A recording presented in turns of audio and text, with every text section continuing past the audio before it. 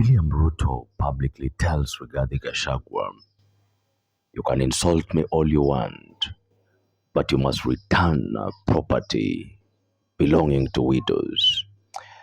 Then that statement is not just politics. It is political theater, courtroom drama, church sermon, and village elders meeting, all combined under one national broadcast moment. I want us to unpack this moment with practical wisdom and some bit of humor. You see, when leaders start talking about widows, the drumbeat has changed. Luya elders were right when they said that when the hyenas start discussing morality, the gods must listen carefully.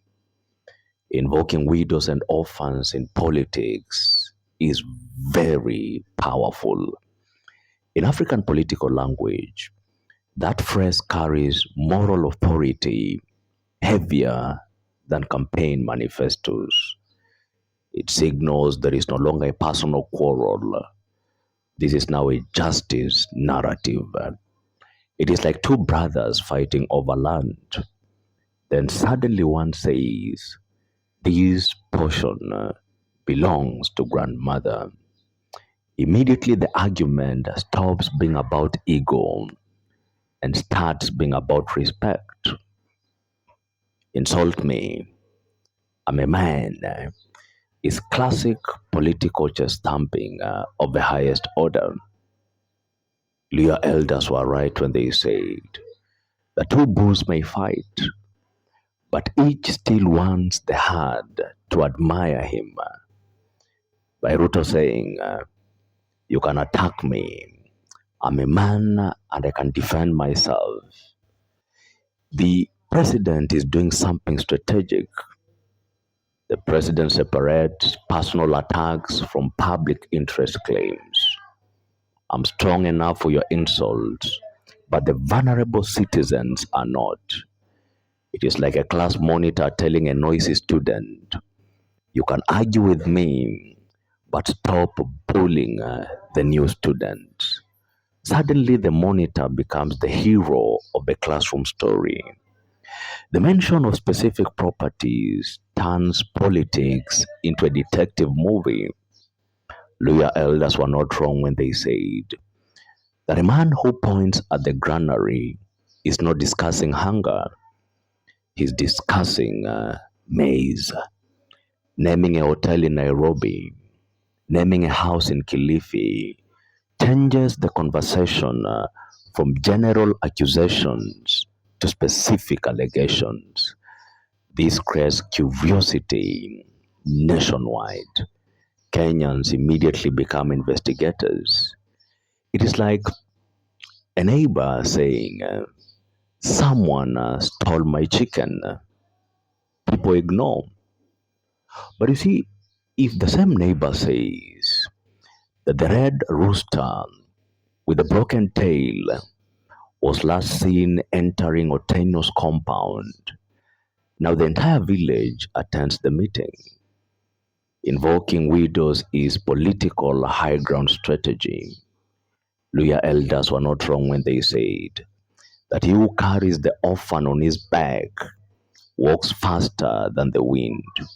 In African political storytelling, widows equate justice, orphans equate innocence, land and property equate dignity.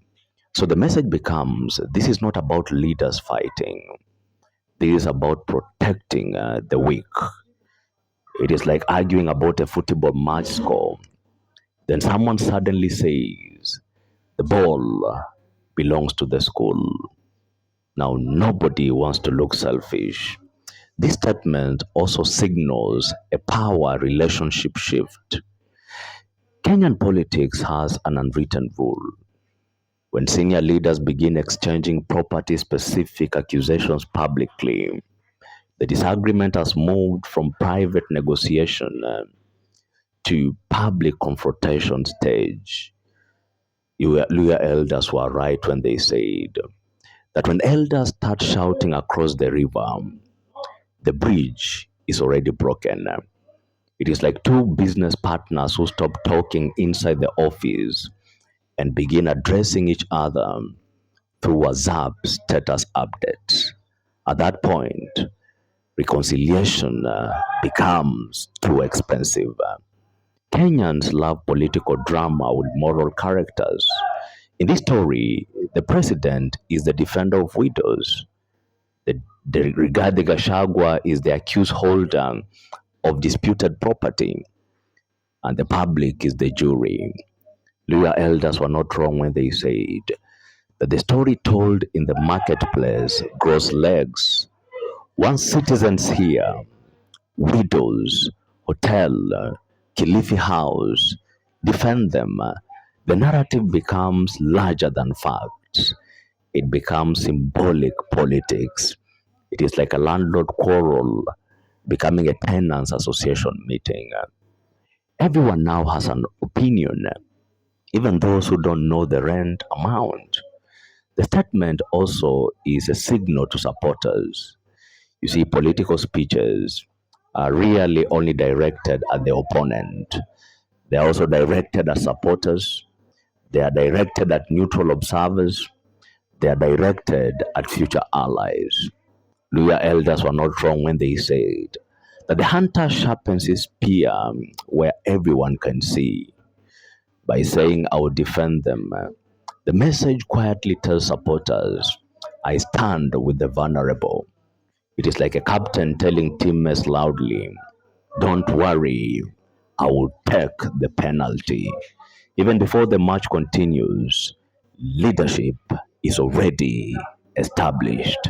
This statement is less like two politicians arguing and more like two uncles fighting during a family meeting after someone mentioned inheritance land belonging to grandmother. Suddenly, everyone sits upright. Tea stops being poured. Chairs move closer.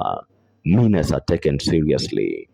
Because, as one African proverb wisely reminds us, when the discussion reaches the widow's granary, even the lazy man attends the meeting. My name is Biketi, and watch out for the next political analysis.